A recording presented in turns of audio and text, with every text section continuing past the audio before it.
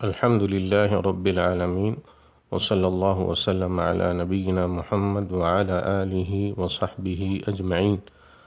کھانے پینے اور دیگر اس قسم کے پسندیدہ کاموں کے لیے یہ حکم دیا گیا ہے کہ دائیں ہاتھ سے کیے جائیں، اور دوسرا حکم یہ دیا گیا ہے کہ ناپسندیدہ کاموں کے لیے بایاں ہاتھ استعمال کیا جائے تاکہ دائیں ہاتھ کا احترام اور وقار باقی رہے۔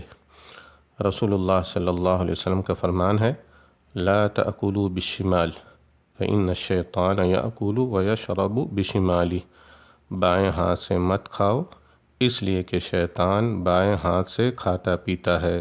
رواہ مسلم۔ رسول اللہ صلی اللہ علیہ وسلم کا فرمان ہے، اذا بال احدکم فلا یأخذن ذکرہ بیمینہ ولا یستنج بیمینہ ولا یتنفس فی الاناء، جب تم میں سے کوئی شخص پیشاب کرے تو اپنے آلہ تناسل یعنی ذکر کو دائیں ہاتھ سے نہ پکڑے، اور نہ دائیں ہاتھ سے استنجا کرے، اور نہ برتن میں سانس لے۔ رواہ البخاری و مسلم۔ واللہ تعالی اعلم۔